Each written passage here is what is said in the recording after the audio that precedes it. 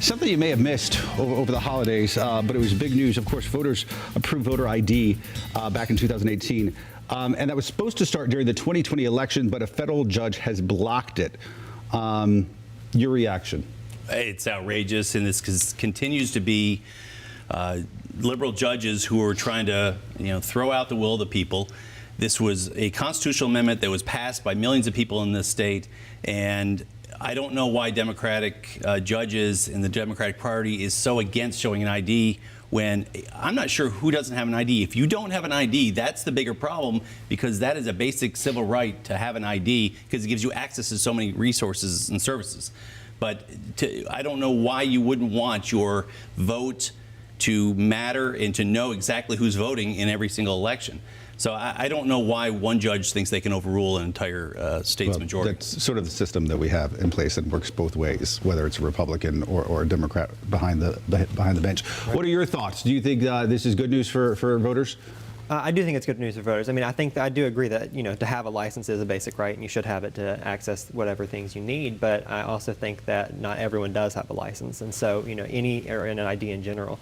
And so it obviously, intentional or not, does bar out certain people from getting to the polls and exercising their right to vote. For all those people who are against requiring an ID to vote, if they spent this much time and energy finding people who don't have IDs and trying to get them IDs, we would solve this problem pretty quickly. Here's the deal, though. I actually, during the morning show, of course, my weekday job is anchoring the Wake Up Charlotte here on NBC Charlotte. But I had a viewer tweet me during the show this past week asking my personal thoughts about voter ID. And, of course, my personal thoughts aren't really important, but I said, listen, it's far too long and difficult to get into on a tweet, for one.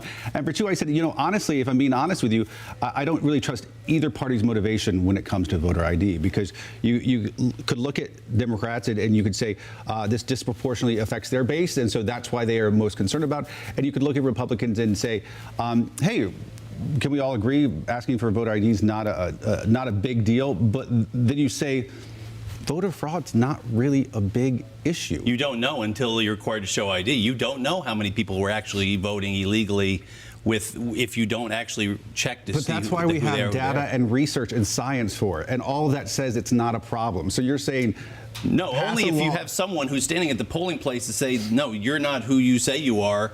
All you have to do is give an address with that voter ID. We don't know that that's happening, as far as that people are posing to be themselves when they're not. It's happened in this state. It's happened in other states on a regular basis. So at the end of the day, this shouldn't be that hard. It's 34 states in the country have voter ID laws. Why is this such a problem? Am I wrong to tell that viewer over Twitter I don't trust the Republicans or Democrats when it comes to this issue? No. I mean, both parties, the institutional, the system in general has been, it's based on self-interest. And so both parties are doing whatever they want to either get more votes or get less votes for the other party or whatever it is. But no, I mean, I think that, both parties have their motivation, but I don't think that it's necessarily a good thing to have people required to bring a photo ID. Let's switch gears for a second. This week, the conversation on gun control reignited in North Carolina as Lincoln County commissioners declare themselves a Second Amendment sanctuary. That means county officials will not enforce any new restrictions on gun ownership. It's a trend we're seeing across the country, meant to protect the rights of law-abiding gun owners. But as you can imagine, gun control advocates say it threatens public safety. We've already heard from some of our presidential candidates talking about confiscating these people's guns. Once you lose that freedom, it's going to be very difficult to get it back. The people who are talking about Second Amendment sanctuary cities are the very people who are supposed to be enforcing the laws that people on both sides of the aisle have fought really hard to get into place. Both Surrey and Wilkes counties declared themselves Second Amendment sanctuaries this week as well. Scott Stone, is this something we need? Well, what we need is the Democrats in the national debate to not talk about trying to confiscate guns. What you're seeing, this is a reaction to Virginia, where the rhetoric in Virginia, now that you have a Democratic-controlled legislature and a Democratic governor, they're talking about shifting so far to the left. And so a lot of counties throughout the Commonwealth of Virginia have done this, so this is the natural next progression. We need to protect the Second Amendment. We need to defend those rights. And we need for the sheriffs in this county to enforce the actual law when it exists, which is particularly our 7 sanctuary sheriffs.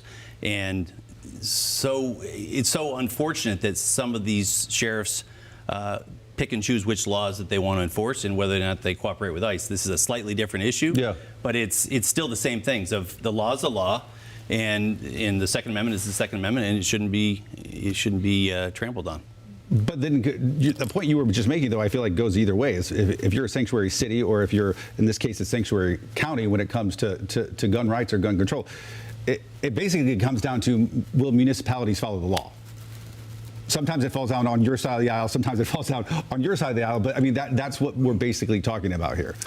Well, right. Well, and first of all, I do want to mention, I think that was one of the Hyatt brothers that owns Hyatt Guns. Yeah. And a few months back, he was on a panel with Shannon Watts, the founder of Moms Demand Action, and agreed that all gun owners should, be open to the idea of comprehensive background checks, to extreme risk protection orders to protect, people and gun owners alike.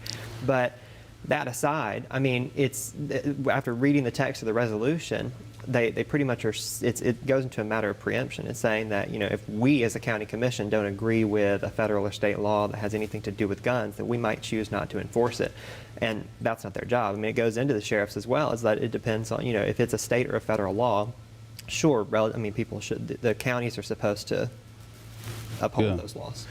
You mentioned a second ago the Virginia laws that started this, but is this just an effort to gin up the base? Because let's be honest. I mean, you have a Republican president, you have a Republican Senate, you have Republicans in Raleigh in control.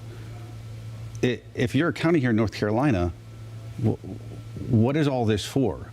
I mean, there's not going to be any big, huge, sweeping gun legislation that's going to happen in the federal or state level right now. So what is this a response to? It's not necessarily about legislation, because we see one activist judge or one overreaching sheriff can decide that they're going to interpret the law differently and overturn the will of the people, like we were just talking about. At what point do you take that on to the next issues? The next time there's a Democrat president and there's Democrats in control of Raleigh, and they're going to say, well, you never know when there's going to be that conservative judge. So we're telling all these municipalities and counties they can do their own thing. I mean, at some point,